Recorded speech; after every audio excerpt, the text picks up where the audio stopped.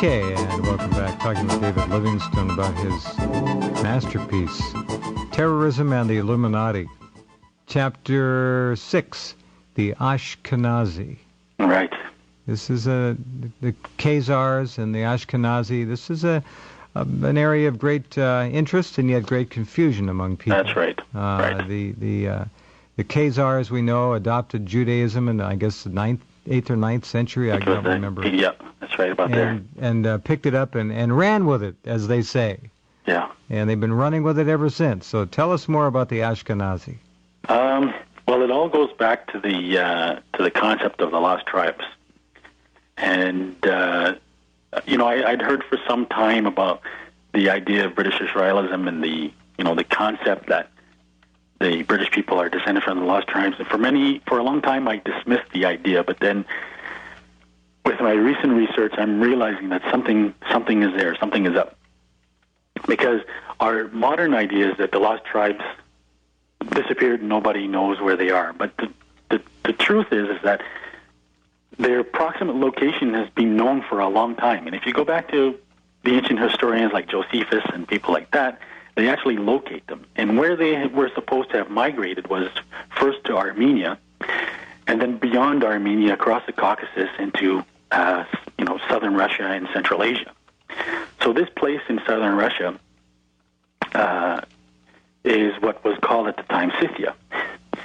And what you find out in this, what I've been seeing in this history, is that Scythia comes up time and time again. Because where was Odin come from? Where did Odin come from? The Odin, the progenitor, the ancestor of the Scandinavians and Saxons. Mm-hmm. If you look at the Norse sagas of I believe it's the 13th century, they claim that he came from Scythia. It's very clear. Really? Yes. And again, the Scots also claim to come from Scythia. There's also, of course, contending groups in Britain. There was the Picts. The Picts supposedly came from Armenia. This is all recounted in the chronicles of the Middle Ages. Uh-huh. And Robert the Bruce himself claimed that the Scottish people, his ancestors, came from Scythia. What about the Irish? The Irish, pretty much the same thing. It's all intertwined. I see. And this gets us into the history of Scottish Rite Freemasonry, but we can get to that later.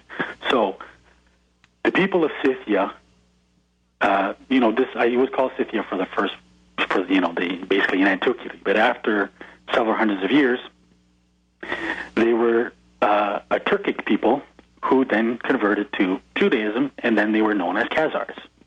So again, these people from this region of the world, again, figure in this history. So there's a lot of controversy around this subject because Arthur Koestler wrote the book 13th Tribe, which probably most people have heard of, which gives the suggestion that most European Jews are Khazars and therefore not really descended from Israelites. And I think that just complicates the situation. It's not really quite true. There's been enough genetic studies done now that are proving that in large part, European Jews are descended from Israelites, but there is a significant component there. They are very much intermarried with Europeans. And one thing that they found in studying the Levites is that there seems to have been a genetic component entered into the Levite bloodline, which must have come from the Khazars. And so why this is important is because it all hinges around the Crusades. And just before the Crusades, you have this intermarriage because what happens is the Khazars, their empire basically collapses, and they move into other parts of Eastern Europe, and primarily they become the ruling families of Hungary, of Poland, and of Bulgaria. And so all of a sudden, in the 11th century, you have this intermarriage now between these families and the ones of France and England. And the ruling families of France, this is a much more popular subject because it's been treated in books like the Da Vinci Code and Holy Blood, Holy Grail. They are supposedly descended from Merovingians, Carolingians, and they are, supposedly descended from Jesus and things like that. But what happens is that these Eastern European families who are descended from the Khazars all of a sudden start to intermarry with these Merovingian families in France and England. Okay. And this seems to really all of a sudden ignite something very important at the period that really begins this history. Well, it's all amazing. And where would you trace today's Rothschild Russian Jewish power center back to? How would you quantify that in terms of? Can you look to a single point of origin, or is it Russian? The Russian, did you say? Well, we have a lot of Russian Jews who emigrated to America and Europe at the turn of the last century. Yeah. They are allegedly Khazars. And we look at the Rothschild family, where they came from, I'm not sure, but you probably have a better clue about all this and their origins. I'm just inquiring and concerned about their origins. I would presume that they're Jewish, maybe they. But not Semitic Jews. I would say Semitic. From the Middle East, directly from the Holy Land. Absolutely. But they have significant marriage, and they probably have some Khazar components as well. And I see.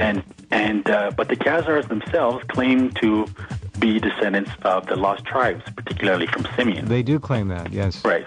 So and that's the thing is that it's a mixed bag. Absolutely. And the important thing to remember is that the Jewish people penetrated Europe from a very early point.